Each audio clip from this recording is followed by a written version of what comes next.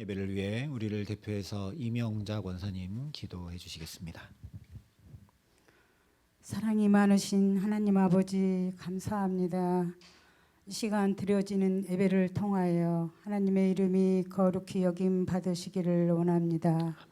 하나님 아버지, 주일후 3일 동안도 저희들을 사랑과 은혜와 보호 속에서 살게 하시고 다시금 거룩한 성전으로 인도하시고 찬양과 기도와 예배드리게 하시니 감사와 영광을 돌립니다.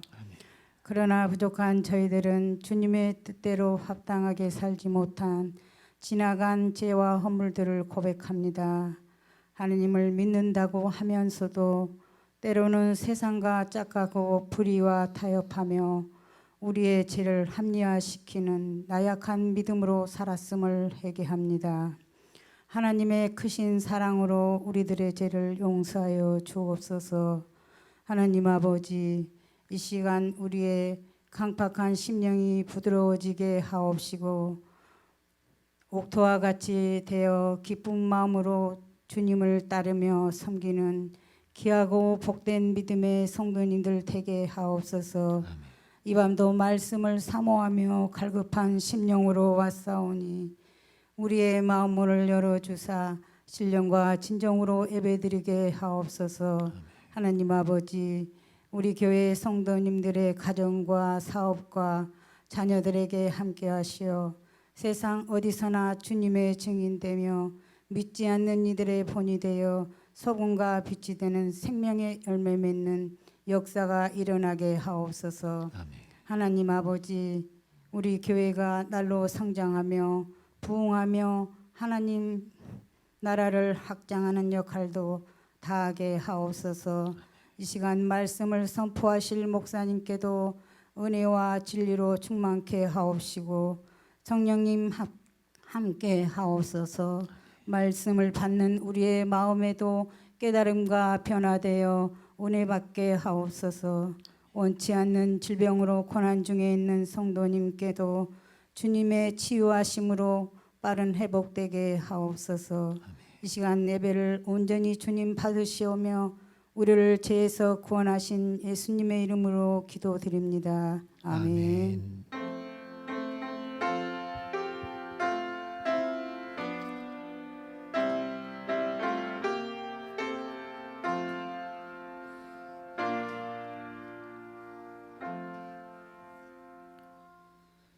오늘 우리에게 주시는 하나님 말씀은 마태복음 18장 1절부터 4절까지의 말씀입니다.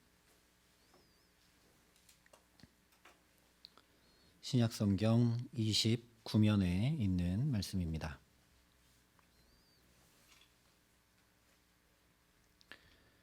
마태복음 18장 1절부터 4절의 말씀을 제가 봉독해 드리겠습니다. 하나님의 말씀입니다. 그때 제자들이 예수께 나와 이르되 천국에서는 누가 크니이까?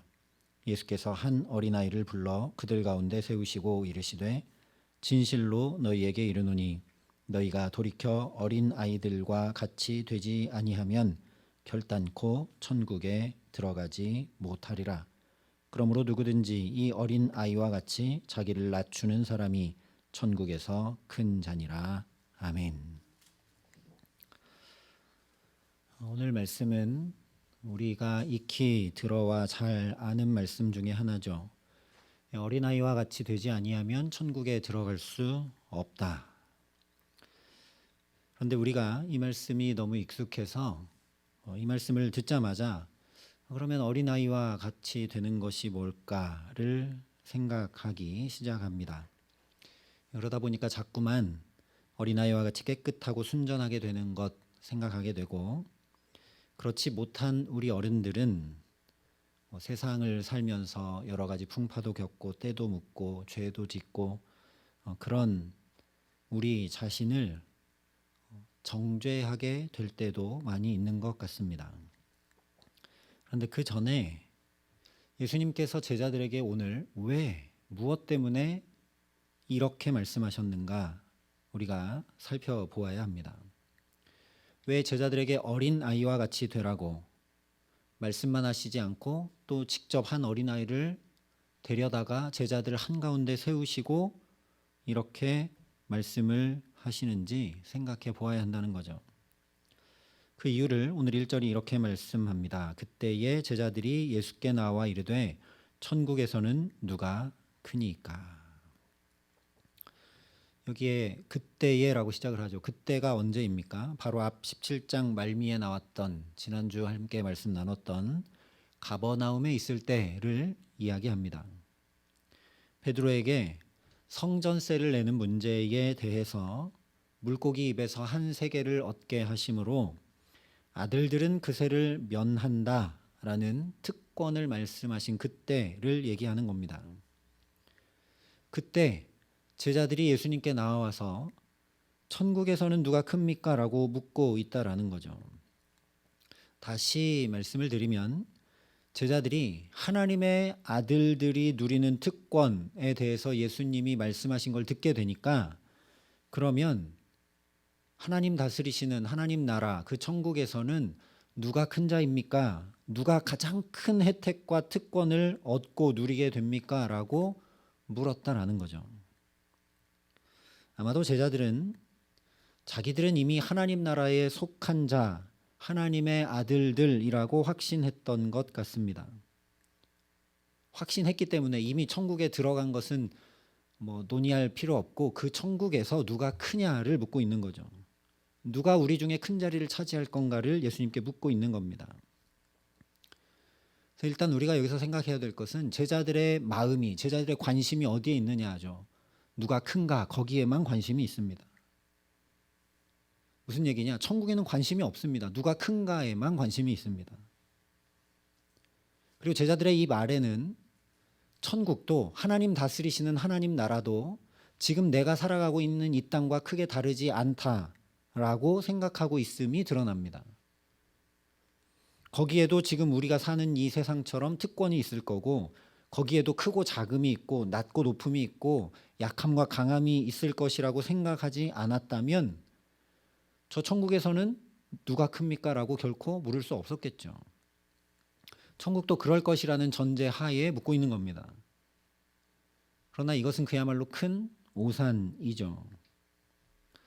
왜 오산이냐? 구약에 이미 하나님 나라에 대한 여러 말씀들을 해 주셨기 때문입니다. 특별히 이사야서를 보면 골짜기마다 도두어지며 산마다 언덕마다 낮아지며 고르지 아니한 곳이 평탄하게 되며 험한 곳이 평지가 될 것이요 여호와의 영광이 나타나고 모든 육체가 그것을 함께 보리라 말씀했습니다. 높은 곳은 낮아지고 험한 곳은 평탄해지고, 그리고 특별히 선택된 누군가만 아니라 모든 육체가 그것을 함께 본다 말씀했죠. 또한 우리가 잘 아는 말씀, 이리와 어린 양이 함께 먹을 것이며 사자가 소처럼 짚을 먹을 것이며 뱀은 흙을 양식으로 삼을 것이니 나의 성산에서는 해함도 없고 상함도 없으리라. 사자와 어린 양이 함께 뛰놀고 먹고, 그래서 강함도 약함도 없고 함께 더불어 사는 곳, 하나님 나라라는 거죠. 누가 강해서 누가 약해서 해하고 상하고 이런 일 없다는 겁니다. 무엇보다 보라, 내가 새 하늘과 새 땅을 창조하나니 이전 것은 기억되거나 마음에 생각나지 아니할 것이라 말씀해 주셨습니다. 새 하늘과 새 땅을 하나님 창조하신다는 거죠. 이전 것은 기억되거나 마음에 생각나지 않는다는 겁니다. 우리가 살아가고 있는 이 현실, 생각나지 않을 너무 온전한 하나님 나라 주신다는 거죠. 여기와 다르다는 겁니다. 그런데 제자들이 묻는 거죠. 천국에서는 누가 크니까. 이 예언서의 말씀들은 혹시 기억이 안 나거나 모를 수도 있죠. 그런데 이스라엘 백성들에게 매년이 아니라 7년, 그리고 그 7년을 7번, 그리고 50년째 되는 해 지키라 한 희년 규례에 대해 이렇게 말씀해 주셨습니다. 너희는 50년째 해를 거룩하게 하여 그 땅에 있는 모든 주민을 위하여 자유를 공포하라. 이는 희년이니 너희에게 거룩함이니라. 이 희년에는 너희가 각기 자기의 소유지로 돌아갈지라. 이 희년이 하나님 나라가 이루어지는 것에 대한 실제적인 예표를 행하라 하신 규례의 말씀이죠.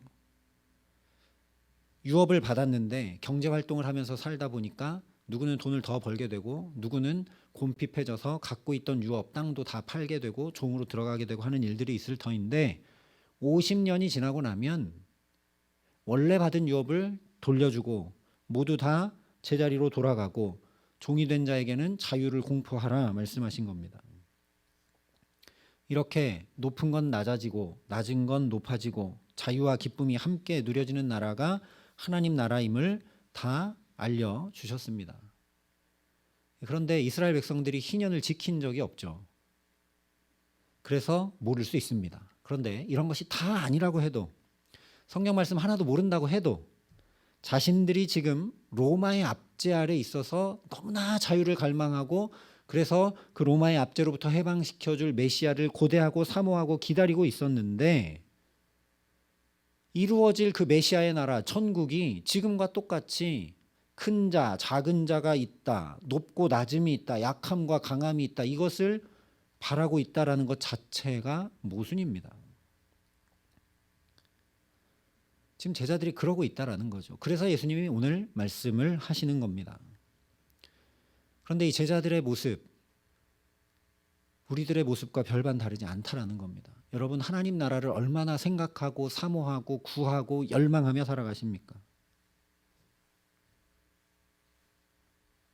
제자들처럼 지금 내 눈앞에 있는 것들 해결되고 또 필요한 것들 채워지고 조금 더 말하자면 일단 내가 평안하면 그것을 구하고 그것을 위해 살아가고 그것에 만족하며 살아가는 것이 우리들의 대부분의 모습입니다. 제자들도 그랬기 때문에 누가 크냐, 내가 큰 자가 되기를 열망하고 바랬던 거죠.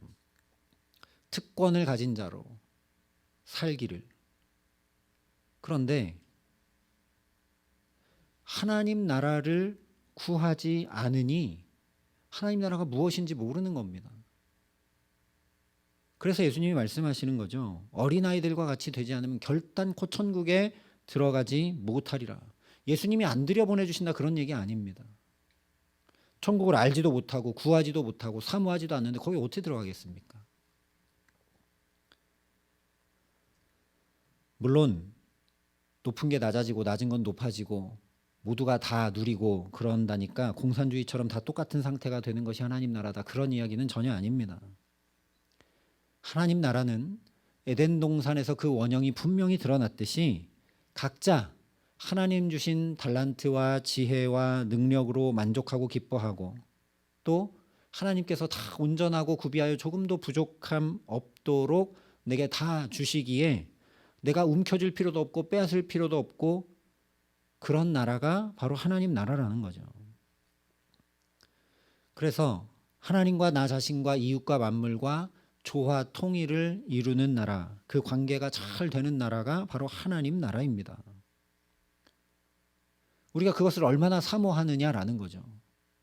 현대사회에서 흔히 얘기하는 나만 아니면 돼 또는 각자 도생, 각자 알아서 사는 거지 다른 사람 무슨 상관인가. 하나님 나라하고 너무 멀다는 겁니다. 나는 하나님 나라를 구하는 자인가? 하나님 나라를 사모하고 바라보고 달려가는 자인가? 우리가 되돌아 보아야 하겠습니다. 저와 여러분이 여기 나와 예배하고 예수 믿는 이유가 정말 하나님 나라 때문인가? 지금 마태복음 말씀을 계속 나누지만 마태복음의 주제는 하나님 나라입니다. 예수 그리스도를 통해 이 하나님 나라가 임해옴을 보라는 것이죠. 그래서 예수를 붙들고 나의 삶에도 이 하나님 나라를 부단히 이루고 누리며 살아가라는 복음이 마태복음입니다. 근데 이 말씀을 계속 들으면서도 하나님 나라는 사모할 줄 모르고 그냥 내 삶 편하면 되고 내 삶의 문제 해결되면 되고 이렇게 살아가면 안 된다라는 거죠. 그러니 우리가 조금 더 어떤 의미로 관심과 사랑을 넓혀서 이렇게 부조화를 이루고 이렇게 크고 작음과 빈부격차와 온갖 계층의 갈등과 전쟁이 식을 줄 모르는 이 지구촌을 위해 그리고 우리와 우리 자녀들의 삶을 위해 예수님 가르쳐 주신 기도 그대로 하나님 나라 임하기를 먼저 간절히 기도할 줄 아는 저와 여러분 될 수 있기를 소망합니다. 우리가 먼저 하나님 나라를 구해야 합니다. 세상 사람들은 하나님 나라를 잘 모르니까요.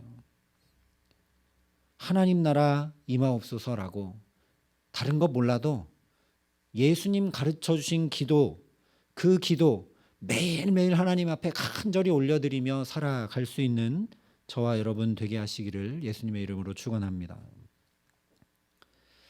예수님께서 하나님 나라 구할 줄도 모르고 하나님 나라도 지금 우리가 사는 것과 똑같이 그런 줄 알고 거기서 특권이나 누리고 더 남보다 높은 자리에 앉고 크기를 원했던 제자들의 속마음 아셨기 때문에 천국에서 누가 크냐 이거 대답하지 않으시고 오히려 천국에 못 들어간다라는 충격적인 말씀을 하십니다.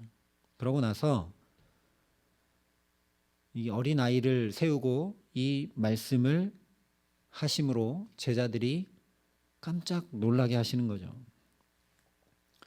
제자들이 철석같이 믿고 자기들은 다 들어간 듯 전제하고 그런데 천국에서는 누가 큽니까? 묻고 있는데 천국에 큰 자리를 차지하기는커녕 거기 들어가지도 못한다. 문턱조차 밟을 수 없다라는 충격적인 말씀을 하십니다.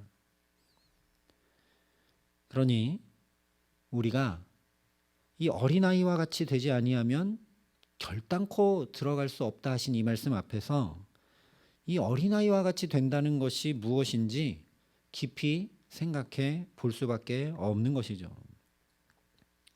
너무나 감사하게도 이 어린아이와 같이 되는 것이 무엇인지 명확하게 예수님 말씀해 주십니다. 그러므로 누구든지 이 어린아이와 같이 자기를 낮추는 사람이 천국에서 큰 자니라.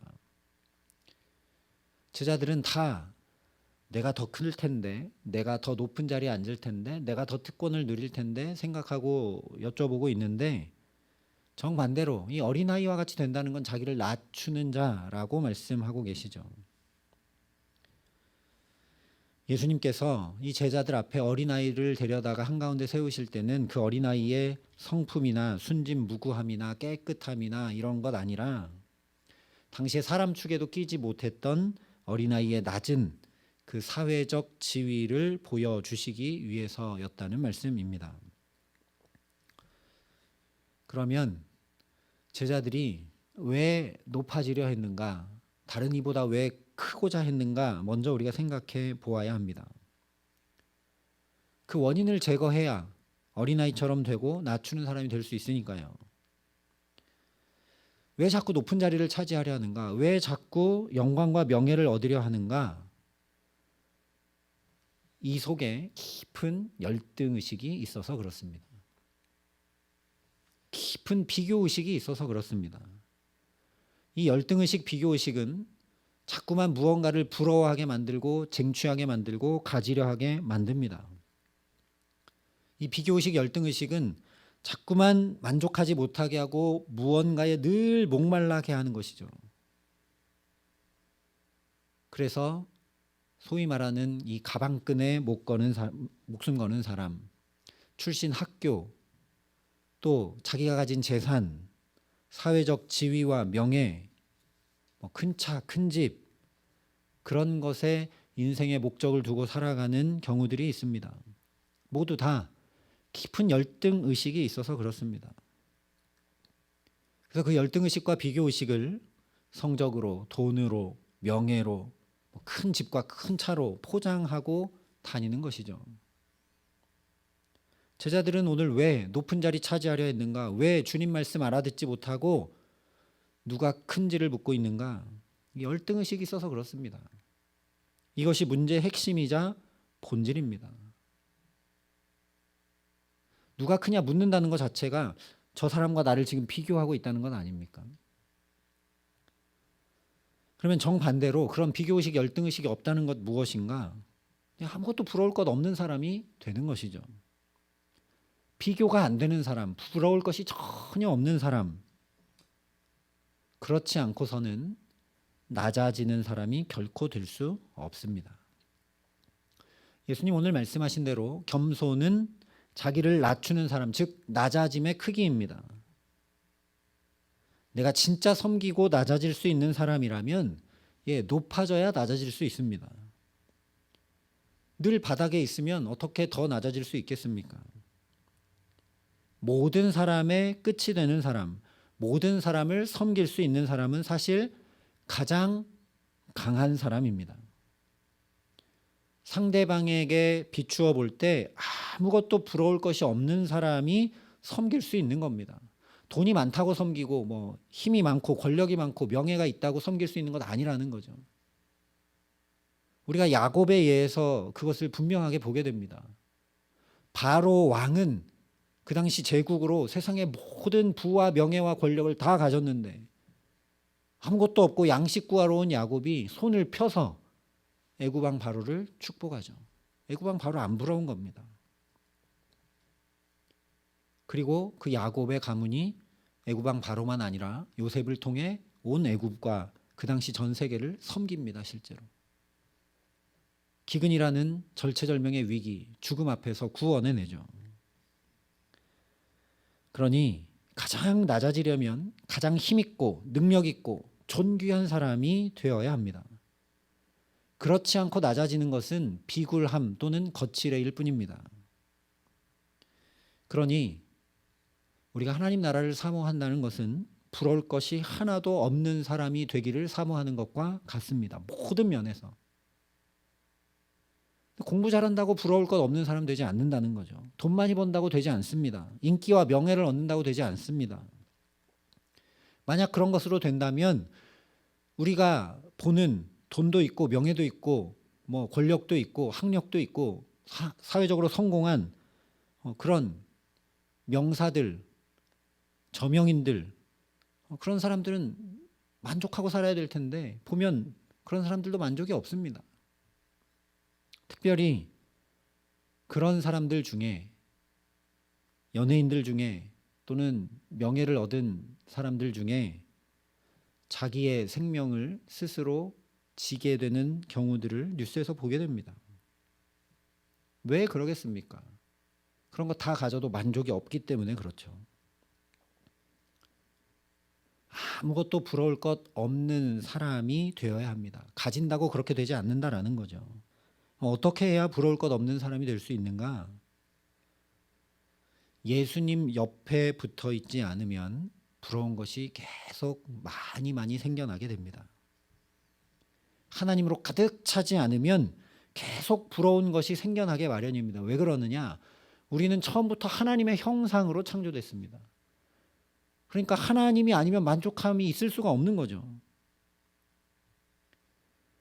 그것을 다시 말하면 그래서 예수님 꼭 붙들고 예수님 곁에 꼭 붙어 있지 않으면 계속 부러운 열등의식을 가진 비교의식을 가진 불행한 사람으로 살 수밖에 없는 것이라는 말씀입니다. 그래서 오늘 예수님께서 어린아이 하나를 데려다가 한가운데 세우시고 누구든지 이 어린아이와 같이 자기를 낮추는 사람이 천국에서 큰 자니라 말씀하시는 것이죠. 이 어린아이는 부모 곁에 꼭 붙어 있지 않으면 살 수 없는 존재입니다.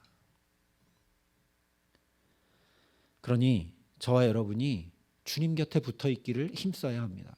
그래야 부러운 것이 안 생깁니다. 그래야 만족함이 있습니다. 참 만족함이 있다라는 거죠. 그냥 관념적으로 주님 곁에 붙어 있는 건 아닙니다.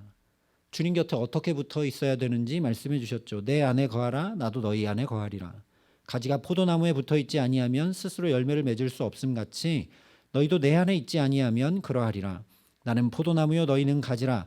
그가 내 안에 내가 그 안에 거하면 사람이 열매를 많이 맺나니 나를 떠나서는 너희가 아무것도 할 수 없음이라. 어린아이와 똑같죠. 부모 떠나서는 어린아이는 아무것도 못합니다. 예수님 떠나서 우리 아무것도 할 수 없고 아무 열매도 맺을 수 없다라는 겁니다. 그러면서 곧바로 이어서 이렇게 말씀해 주셨습니다. 아버지께서 나를 사랑하신 것 같이 나도 너희를 사랑하였으니 나의 사랑 안에 거하라. 내가 아버지의 계명을 지켜 그의 사랑 안에 거하는 것 같이 너희도 내 계명을 지키면 내 사랑 안에 거하리라. 뭐가 주님 곁에 꼭 붙어 있는 것이고 무엇이 주님 안에 거하는 것이냐? 주의 말씀을 지켜 행하는 것이라는 말씀입니다. 나는 주님 곁에 꼭 붙어 있는 사람인가? 오늘 제자들을 보십시오.